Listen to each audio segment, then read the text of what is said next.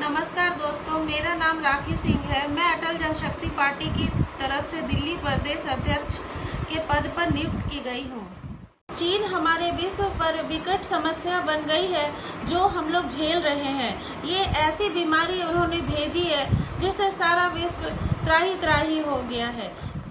आज मैं चीन के विषय पर बात करने के लिए आई हूँ। आज हम अपने भारतवासियों का ध्यान इस ओर केंद्रित करना चाहते हैं कि चीन कैसे हम लोगों की गले की हड्डी बन गई है। तब से ये वैश्विक बीमारी चीन की तरफ से पूरे विश्व में आई है।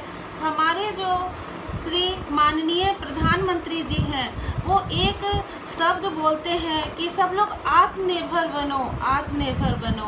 पर आत्मनिर्भर हम लोग पूरे देशवासी बनेंगे कैसे, इस पे उन्होंने कभी विचार नहीं किया।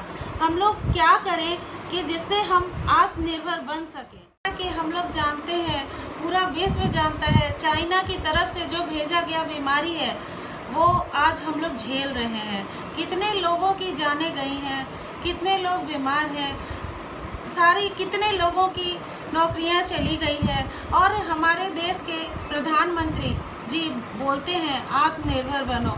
मैं अटल जनशक्ति पार्टी की तरफ से ये निवेदन करती हूँ कि प्रधानमंत्री जी किस तरीके से आत्मनिर्भर बने, इसके लिए आप हम लोगों को कुछ रास्ता दें जिससे कि हमारा देश आत्मनिर्भर बने और कुछ कमाने की, कुछ पैसे की उसकी ज़रूरतें पूरी हो। इस तरीके से बेरोजगारी रोड पे ना आए।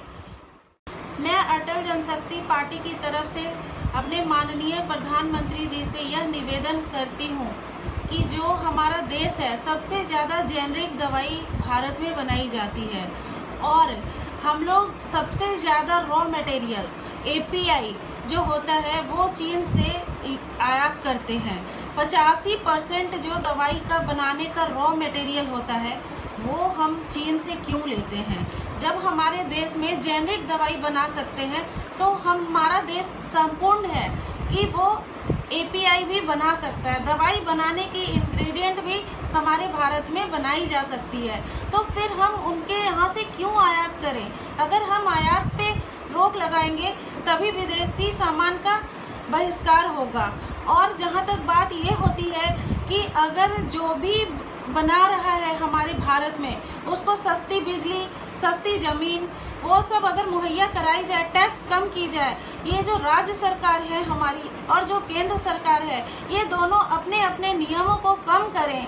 ये जो बहुत ज़्यादा संकुचित करके बैठे हैं जिससे कि हमारे देश में जो उत्पाद करने वाले लोग हैं वो बंद कर देते हैं, क्योंकि अपना जो कानून व्यवस्था है वो बहुत ही ज़्यादा सख्त है, उसको थोड़ा कम करने की ज़रूरत है।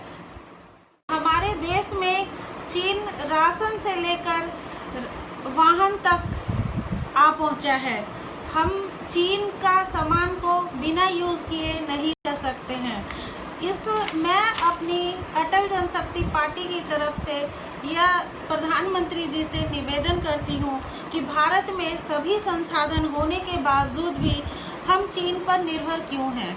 हमारा देश की जो कानून व्यवस्था है वो उसको सही करना है, तभी हम लोग उसको छोड़ सकते हैं। पिछले कई महीनों से चीन भारतीय सीमा पर घुसपैठ करने की कोशिश कर रहा था। अगर वो पहली बार ही अगर ऐसी छूट दे देते सैनिक को तो वो अपना काम कर देता। इतने सारे जवानों की जान जाने की नौबत ही नहीं आती। ये कितना दुख की बात है कि हमारे जो सैनिक हैं, जो हमारे देश के लाल हैं, वो सेना है और हमारी सुरक्षा में अपनी जान गंवा देते हैं। ये हम लोग के लिए बहुत ही दुख की बात है। उनके लिए भावपूर्ण नमन। इस विषय पर श्री अटल बिहारी वाजपेयी जी का मानस पुत्र हमारे राष्ट्रीय अध्यक्ष आदरणीय श्री संजीव द्विवेदी जी का कहना है कि हमारे देश के गलवान घाटी में जो 20 सैनिक शहीद हुए हैं उनकी जान की कीमत कौन देगा। वो अपने देश के सपूत थे, वो हम लोगों को बचाते बचाते शहीद हो गए। चीन के खिलाफ हम लोग आवाज़ बुलंद करेंगे जब हमारी सरकार की दिशा निर्देश सही होगी। भारत कभी भी युद्ध में विश्वास नहीं रखता है। भारत तो बंधुत्व की बात करता है। आज चीन अपने ही महामारी से बौखलाया हुआ है, जो भारत के भूभाग पर कब्जा भी करना चाहता है। भारत को बंदरगुटकी दे रहा है, उससे विश्व पटल पर मानवता को तहस नहस कर दिया जा रहा है। हमारा भारत कृष्ण का देश है। जहां हमारे देश में दूध दही की नदियां बहती थी, वहां आज आतंकवाद का उदय हो गया है। लोगों की जानें जाने लगी हैं, खून की नदियां बहने लगी हैं। ऐसा हमारा सिस्टम बन गया है। हम लोग एक साथ प्रेम से रहने वाले थे, उनमें फूट डाला जा रहा है। उनको प्रेम से रहने नहीं दिया जा रहा है। हर जगह आतंकवाद, शोषण, ये सब आ गया है। विश्व को पीड़ा देने वाला चीन भारत की सीमाओं पर आधार विहीन विवाद कर रहा है। हमारे देश के सैनिक ने राष्ट्र प्रेम को सर्वोपरि माना है।